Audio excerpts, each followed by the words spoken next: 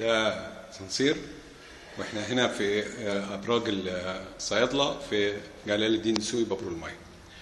دي شقه في الدور الثالث، بنخش بنلاقي ريسبشن كده، وبعدين الناحيه الشمال كده بنلاقي مطبخ. المطبخ ده ليه باب تاني زي ما انت شايف كده، ومطبخ ما شاء الله واسع جدا. المطبخ ليه باب تاني بيدخل الناحيه الثانيه، وده الباب الاولاني. بنخش من هنا بنلاقي الريسبشن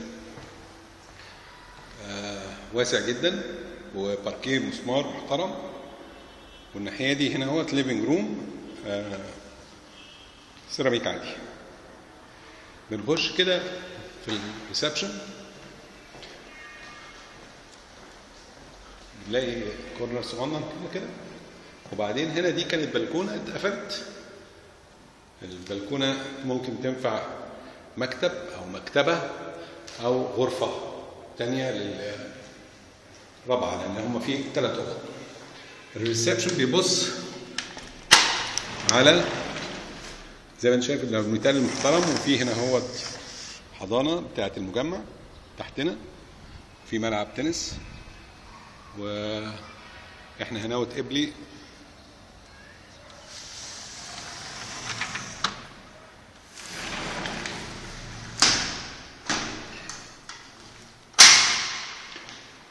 بالريسبشن من هنا واسع جدا زي ما انتم شايفينه، كبير، وليه بلكونه من الناحيه الثانيه بصه على الظهر بتاع المجمع. بنعدي هنا في ليفنج روم دي او حاجه زي كده، ممكن تفتح هي مفتوحه على بتاع. هنا في بلكونه بصه على السفاره اليوناني والجنينه بتاعتها، يعني منظر تحفه.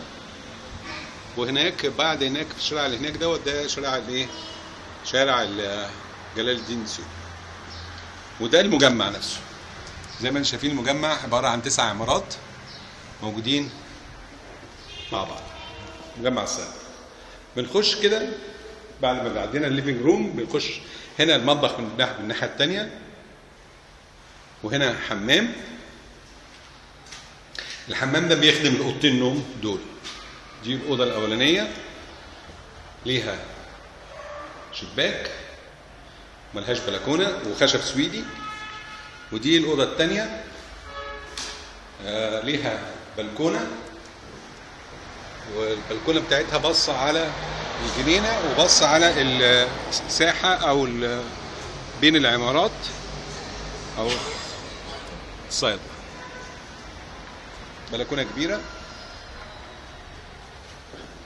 وبعد كده بنخش نلاقي الماستر روم الكبيره ليها حمامها، والشباك ليها برضو شباك تهويه، وليها حمام بتاعها خاص تحت. الشقه جديده على الزيرو، مترخصه طبعا، وفيها كل الرخص وعدادات وكل حاجه. والشقه 225 متر،